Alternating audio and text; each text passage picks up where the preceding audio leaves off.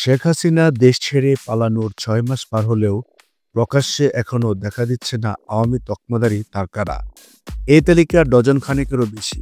এদিকে ছোট ও বড় পর্দার অভিনেতা অভিনেত্রীদের এভাবে অন্তর্ভুক্ত থাকার প্রভাব পড়ছে বিনোদন জগতে। নেটিজেনরা বলছেন বিনোদন জগতের তারকাদের কোনো বিশেষ রাজনৈতিক দলের পক্ষে কাজ করা একেবারে উচিত নয়। লাপাত্তা তারকাদের তালিকায় প্রথমে উঠে আসি হঠাৎ বৃষ্টিখ্যাত চিত্রনায়ক ফেরদৌসের নাম।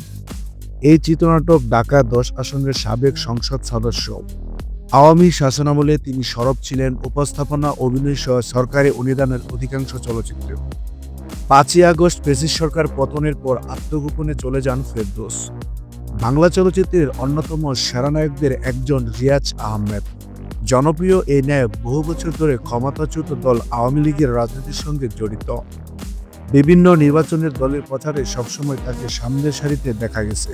গত ৫ই আগস্ট শেখ হাসিনার পদত্যাগ এবং দেশ ত্যাগের পর থেকে লাপাত্তা রিয়াজও। কোথায় আছেন, কেমন আছেন জানা যায়নি কিছুই। আওয়ামী লীগ আমলে সর্বোচ্চ প্রভাবকারীর অভিযোগ রয়েছে চিত্রনায়িকা নিপুণ আক্তারের বিরুদ্ধে। এফডিসি শিল্পী সমিতি সহ চলচ্চিত্র ইন্ডাস্ট্রিকে মুঠোবন্দী করতে চেয়েছিলেন তিনি। শেখ সেলিমের ছত্রছায়ায় নিপুণ নায়িকা থেকে শুরু করে ব্যবসায়িক ক্ষেত্রেও নিজের আধিপত্য বিস্তার করেন, তাচ্ছিল্য করেন গণমাধ্যমকেও।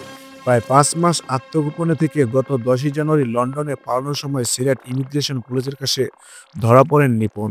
ছাত্রদের উপর গরম পানি ঢেলে দিতে চাওয়া অভিনেত্রী ও নির্মাতা অরুণা বিশ্বাস ৫ই আগস্টের পরে তড়িঘড়ি করে কানাডা চলে গেছেন। আরেক আলোচিত ও সমালোচিত নায়ক ও চলচ্চিত্র শিল্পী সমিতির সাবেক সাধারণ সম্পাদক জায়েদ খান ৫ই আগস্টের আগে শো করতে যুক্তরাষ্ট্রের উদ্দেশ্যে দেশ ছাড়েন। তবে শেখ হাসিনা সরকারের পতনের পর তিনি তোপের মুখে পড়েন। ৫ই আগস্টের পর তার নাম একটি হত্যা মামলাও হয়েছে। এখনও যুক্তরাষ্ট্রেই এই অভিনেতা। চিত্রনায়িকা মাহিয়া মাহি আওয়ামী লীগের প্রার্থী হয়ে নিজ জেলায় নির্বাচন করতে চেয়েছিলেন, কিন্তু দলের মনোনয়ন পাননি। বিভিন্ন সময়ে শেখ হাসিনা ওবায়দুল কাদেরের প্রশংসা করে পোস্ট দিয়েছেন সামাজিক মাধ্যমে। ৫ই আগস্টের পর জনসম্মুখে খুবই কম আসছেন মাহি। শেখ হাসিনা প্রত্যেক নারীর ভেতরে আছেন এ কথাই বলায় তোপের মুখে আছেন অভিনেত্রী নুসরাত ফারিয়া। মুজিব বায়োপিকে শেখ মুজিবুরের চরিত্রে অভিনয় করে ঘরবন্দি হয়ে আছেন অভিনেতা আরেফিন শুভ। ওদিকে ক্ষমতাচ্যুত প্রধানমন্ত্রীকে গান শুনিয়ে রোশনালে পড়েছেন অভিনেতা চঞ্চল চৌধুরীও।